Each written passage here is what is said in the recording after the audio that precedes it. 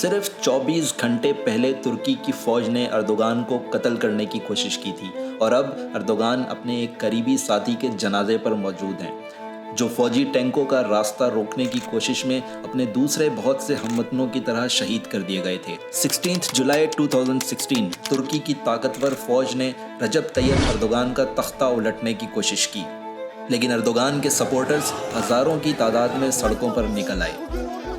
300 civilians نے اپنی جانوں کی قربانی دے کر فوج کو بیرکوں کی طرف واپس دھکیل دیا۔ ترکی جیسے سیکولر ملک میں ایک اسلامسٹ لیڈر کو اتنی طاقت کیسے حاصل ہوئی؟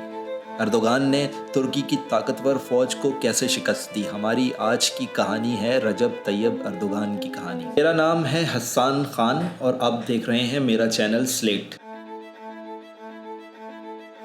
اردوغان کے بچپن کا ترکی مکمل طور پہ ایک سیکولر ریاست تھی۔ کمالسٹ ریاست نے زندگی کے ہر ماڈرن شعبے سے مذہب اور مذہبی لوگوں کو دور رکھنے کا پورا انتظام کر رکھا تھا، یہاں تک کہ تعلیم بھی سیکولر تھی۔ صرف امام حاتب اسکولوں میں مذہبی تعلیم دی جاتی تھی۔ اردوغان نے بھی امام حاتب اسکول سے تعلیم حاصل کی تھی، لیکن مسئلہ یہ تھا کہ ترکی جیسی سیکولر ریاست میں صرف مذہبی تعلیم حاصل کر کے اردوغان اپنے قوم کی تقدیر نہیں بدل سکتے تھے۔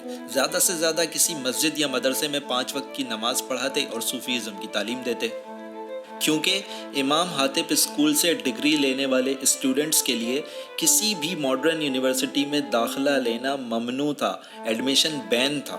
اردوغان اکنامکس پڑھنا چاہتے تھے، لیکن امام حاتب اسکول کے دوسرے اسٹوڈنٹس کی طرح وہ بھی امام حاتب کی ڈگری لے کر کسی یونیورسٹی میں داخلہ نہیں لے سکتے تھے۔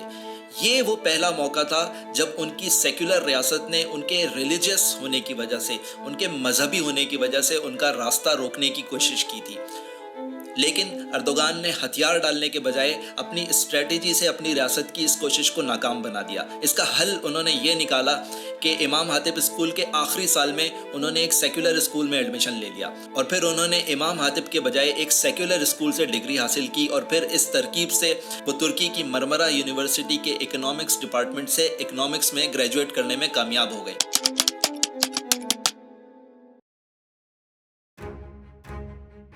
دوستو، یہاں پر میں تھوڑا سا ترکی کا پولیٹیکل بیک گراؤنڈ بتا دوں تاکہ ہمیں ان واقعات کو سمجھنے میں آسانی ہو۔ ترکی اوٹومن ایمپائر کی سیٹ آف کیلیفیٹ ہوا کرتا تھا، یعنی خلیفہ یہاں بیٹھ کر باقی ریاست کو رول کیا کرتا تھا، لیکن ورلڈ وار 1 کے خاتمے کے بعد ترکی پر ویسٹرن پاورز کا قبضہ ہو گیا۔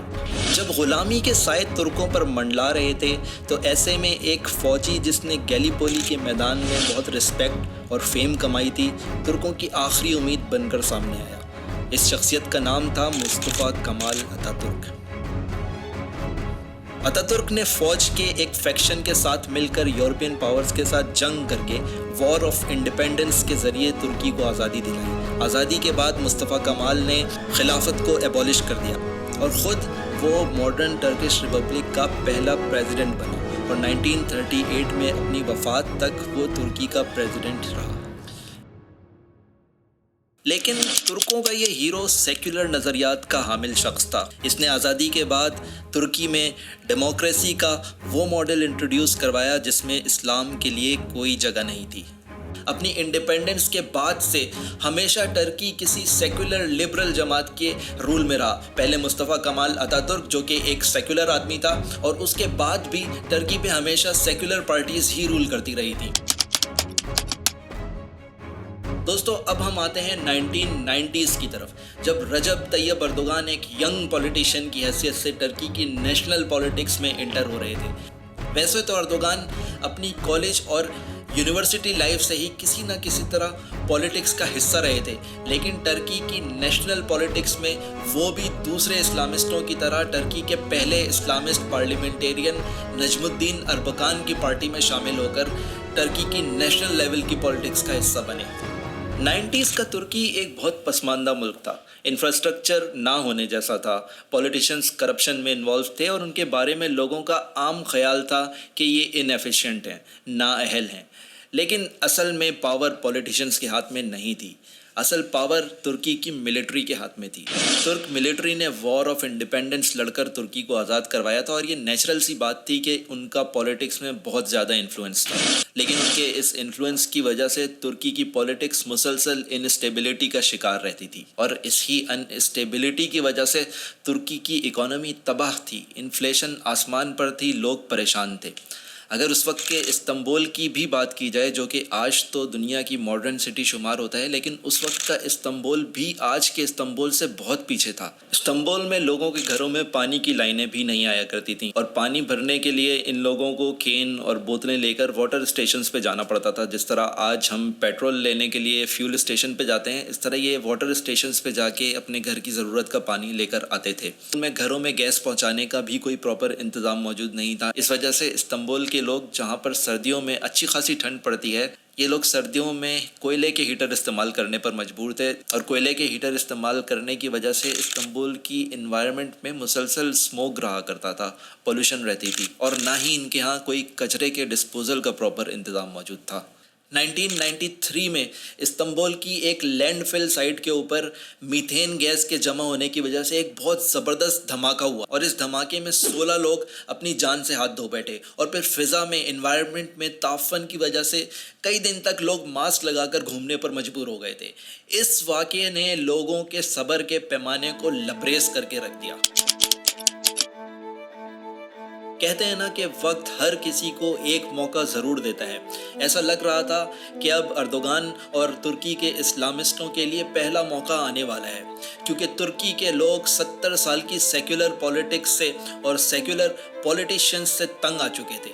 جہاں ایک طرف وہ سیکولرز کی نااہلی اور کرپشن سے تنگ آ چکے تھے، وہیں استنبول کی لوکل پولیٹکس میں اردوغان نوجوانوں میں مقبول ہوتے جا رہے تھے۔ وہ استنبول میں ہی پلے بڑھے تھے، انہی گلیوں میں ان کا بچپن گزرا تھا، ان کی فیملی ٹرکی کے ایک ورکنگ کلاس سے تعلق رکھا کرتی تھی۔ انہوں نے اپنی پوری زندگی ایک عام استنبول کے ایک عام سٹیزن کی حیثیت سے گزاری تھی۔ وہ ان لوگوں کی تکلیفوں اور پریشانیوں سے واقف تھے۔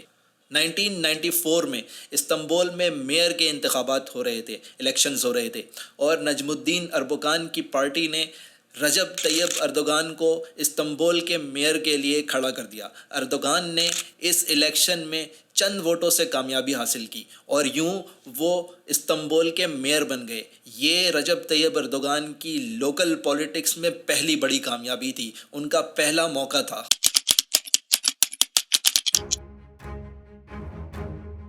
یوں لگنے لگا تھا جیسے ٹرکی کی پولیٹکس میں ایک بڑی تبدیلی آنے والی ہے۔ ٹرکی میں 1995 میں جنرل الیکشنز ہوئے، جن میں ویسے تو کسی بھی پارٹی کو کلیئر میجورٹی حاصل نہیں ہو سکی، لیکن نجم الدین اربکان کی پارٹی RP باقی تمام پارٹیز سے زیادہ سیٹیں لینے میں کامیاب ہوئی، اور پھر انہوں نے ایک کولیشن گورنمنٹ بنائی۔ یوں ٹرکی کی تاریخ میں پہلی بار ایک اسلامسٹ یعنی نجم الدین اربکان ٹرکی کے صدر بنے، لیکن ابھی وہ منزل نہیں آئی تھی جس کا ٹرکی کے اسلامسٹوں کو انتظار تھا۔ ابھی وہ اتنے طاقتور نہیں ہوئے تھے کہ وہ ٹرکی کی منہ زور فوج کا مقابلہ کر سکتے، جو کہ خود کو مصطفیٰ کمال اتا ترک کے سیکولر نظریات کا گارڈین کہا کرتی تھی، پروٹیکٹر کہا کرتی۔ وقتی طور پر تو اسلامسٹوں کو کامیابی حاصل ہو گئی تھی، لیکن جیسا میں نے پہلے کہا کہ وقت ہر کسی کو ایک موقع ضرور دیتا ہے، اور ابھی وقت ٹرک آرم فورسز کے ساتھ تھا۔ بین الاقوامی لیول پر، انٹرنیشنل لیول پر ایک ایسا واقعہ ہوا جو کہ نجم الدین اربکان کے لیے انٹرنیشنلی بھی بڑی شرمندگی کا باعث بنا، اور لوکلی تو ٹرک نے ان کی لیڈرشپ کے اوپر ہی سوالات اٹھانے شروع کر دیے۔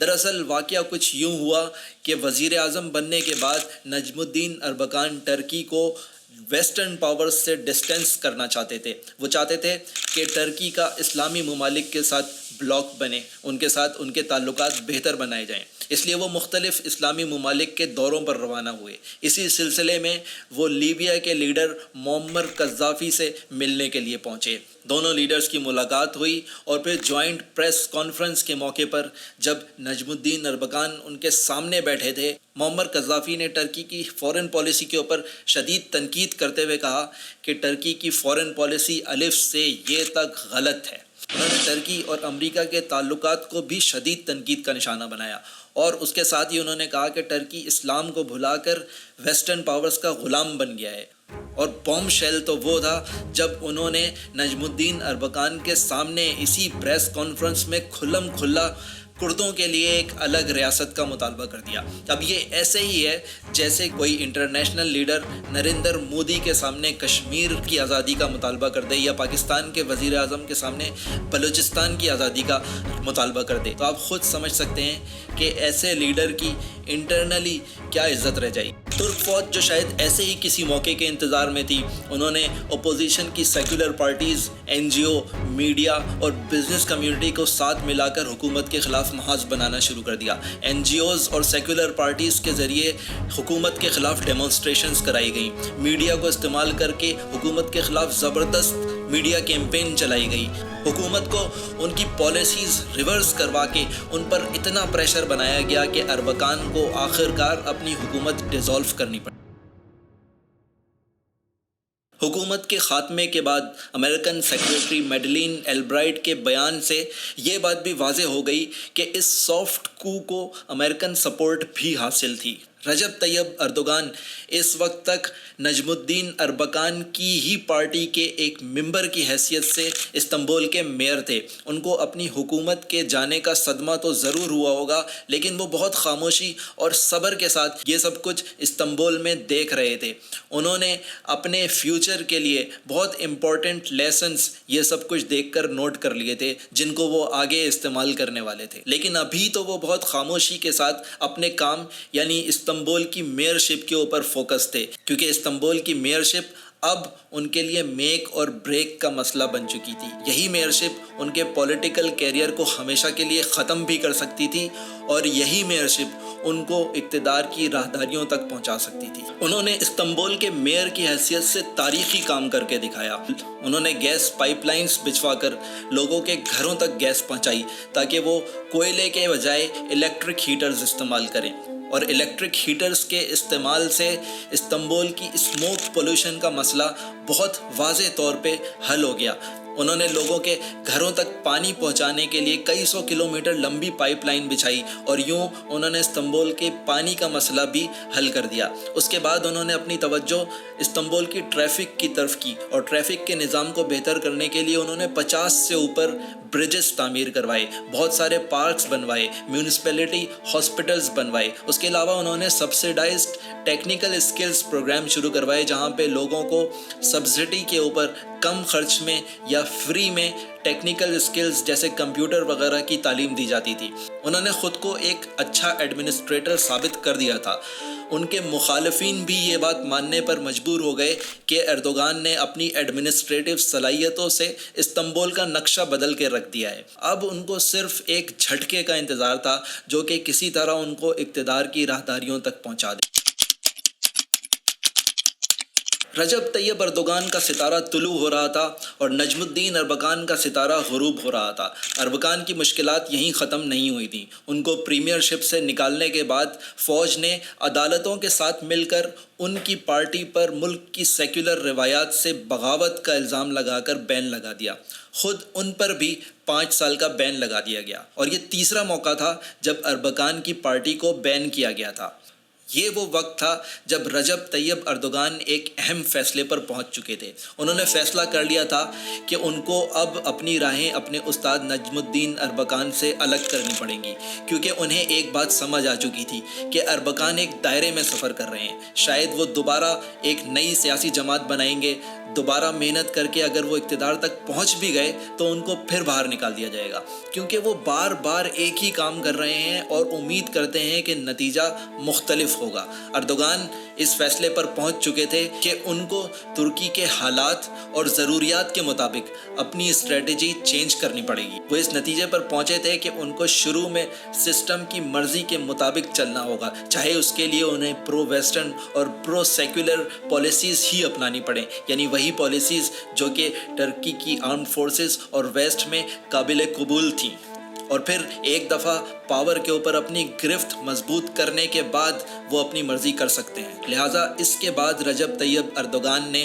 نجم الدین اربکان سے اپنی راہیں الگ کی اور خود اپنی پولیٹیکل پارٹی بنائی، جس کا نام تھا AKP یعنی اکپ پارٹی۔ اور مسئلہ صرف ویسٹ یا ٹرکش آرمڈ فورسز کا ہی نہیں تھا۔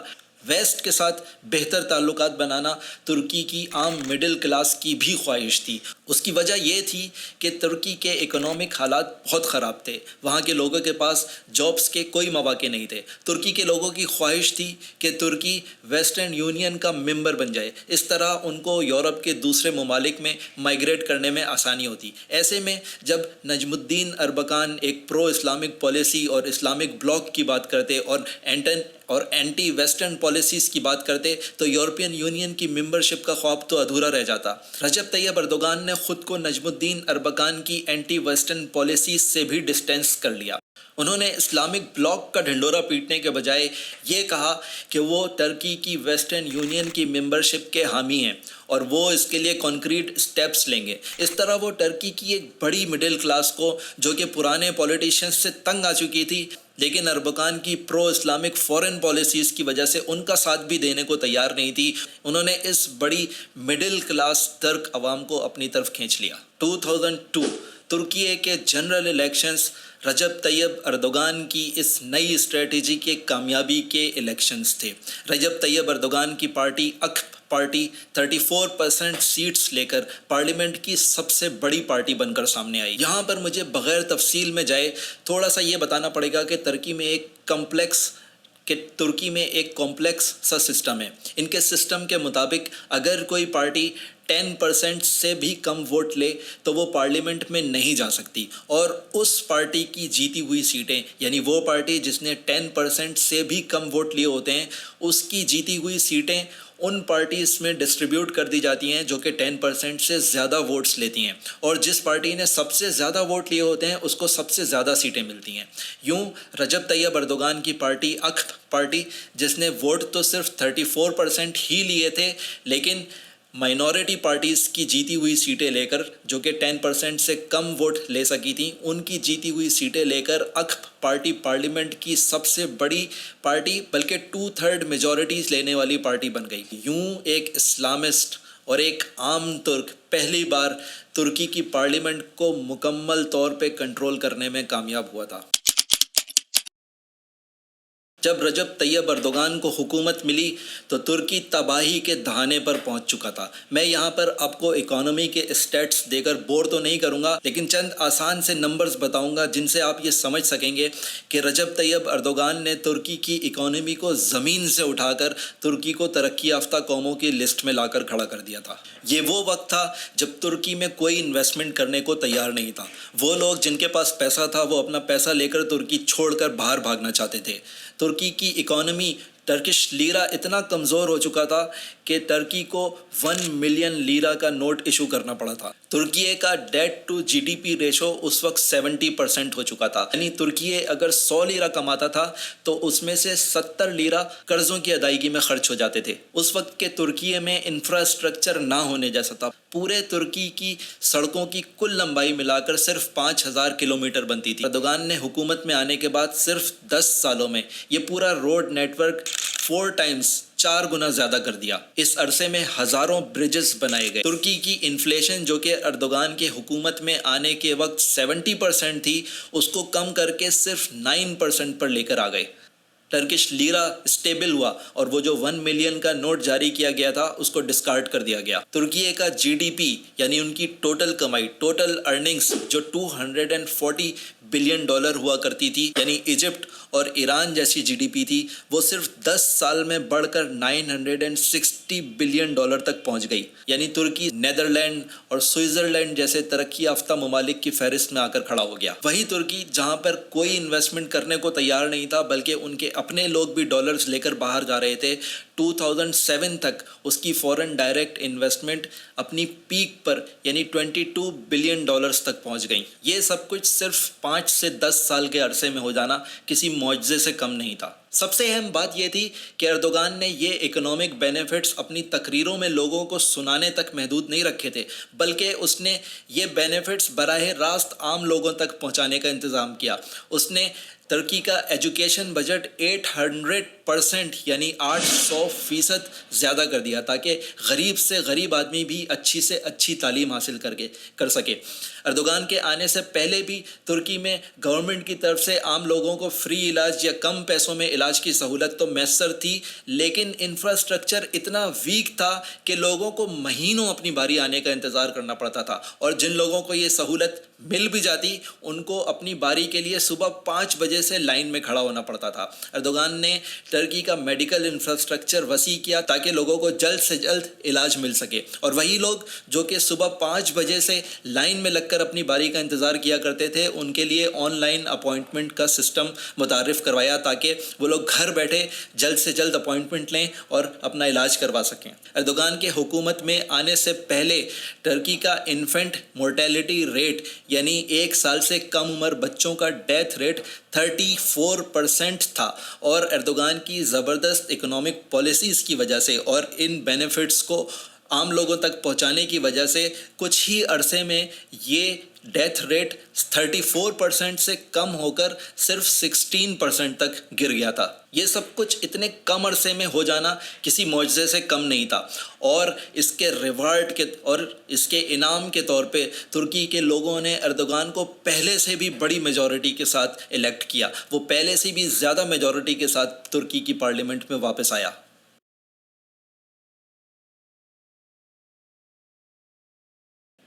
لیکن اردوغان یہاں صرف اکنامک میریکل کے لیے نہیں آئے تھے، وہ ترکی کو، جو کہ ایک بہت زیادہ سیکولر ریاست تھی، اس میں کچھ اسلامک ریفارمز بھی کرانا چاہتے تھے۔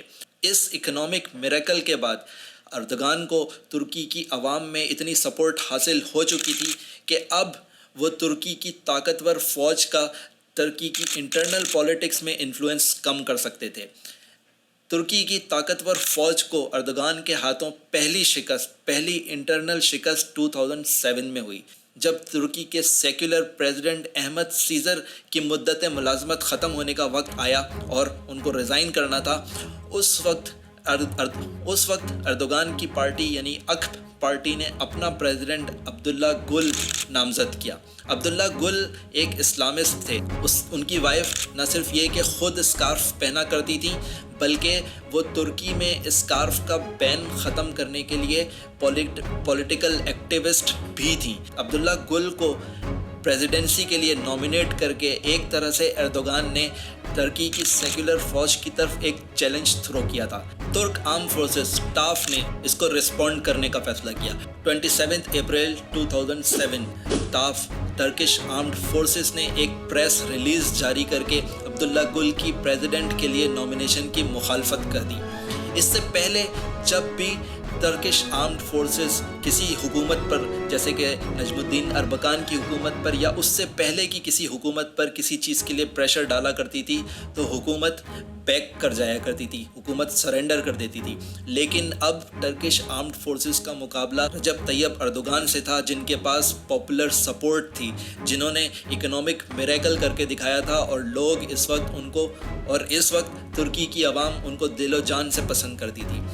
اردوغان نے ترکش فوج کے پریشر کے آگے سرنڈر کرنے سے انکار کر دیا اور پوری قوت کے ساتھ عبداللہ گل کی سپورٹ میں کھڑے ہو گئے۔ یہ وہ پہلا موقع تھا جب ٹرکش آرمڈ فورسز نے اپنے آپ کو بے بس محسوس کیا۔ ان کے پاس لوگوں کی سپورٹ نہیں تھی اور ان کے مقابلے میں ایک پاپولر لیڈر کھڑا تھا۔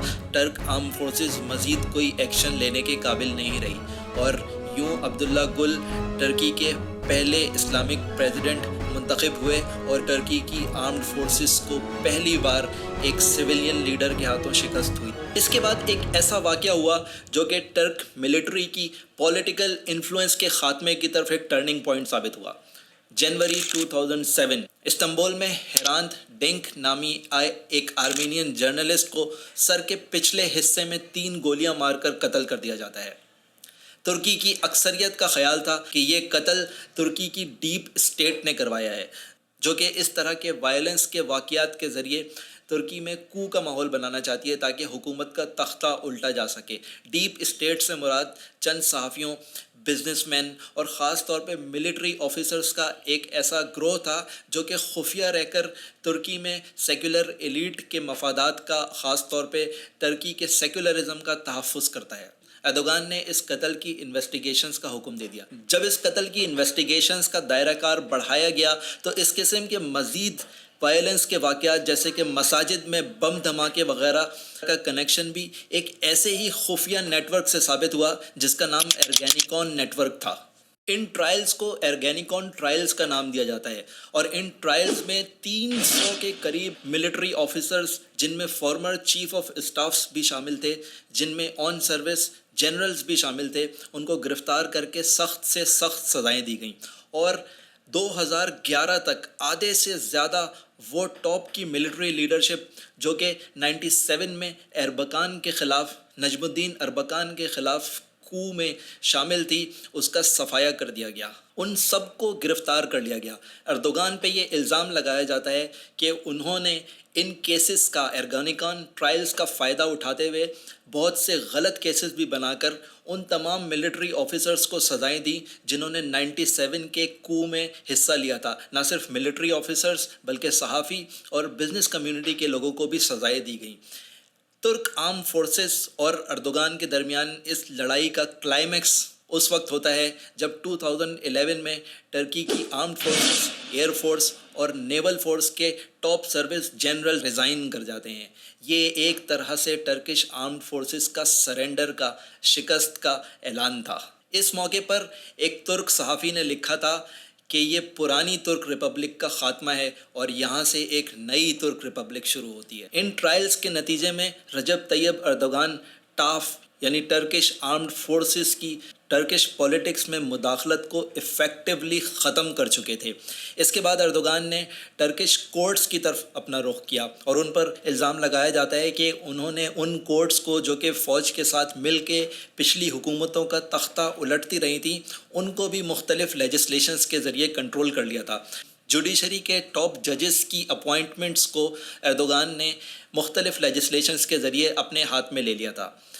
2016 میں ہونے والا ملٹری کو اس وقت کی فوج کی طرف سے اپنے ہاتھوں سے نکلتے ہوئے اقتدار کو بچانے کی آخری کوشش تھی، لیکن دراصل وہ کو صرف ملٹری کے کچھ فیکشنز کی طرف سے ہوا تھا، لیکن اردوغان اس سے پہلے ہی ریاست کے ان ایلیمنٹس کے اوپر جو کہ فوج کے ساتھ مل کے کو کیا کرتی تھی اپنا کنٹرول مکمل کر چکے تھے۔ یہ کو دراصل باہر کی دنیا کے لیے صرف یہ اعلان ثابت ہوا کہ وہ ملٹری جو کبھی ٹرکش پولیٹکس میں بہت زیادہ انفلوئنس رکھا کرتی تھی، اب اس کا خاتمہ ہو چکا ہے۔ اب ترکیے کی پولیٹکس کا بادشاہ کوئی اور ہے۔ جولائی 2016 جب ٹرک آرمڈ فورسز کی طرف سے اردوغان حکومت کا تختہ الٹنے کی کوشش کی گئی تو ترکی کی ڈومیسٹک انٹیلیجنس ایجنسی کو اس کو کی خبر 8 گھنٹے پہلے ہی مل چکی تھی۔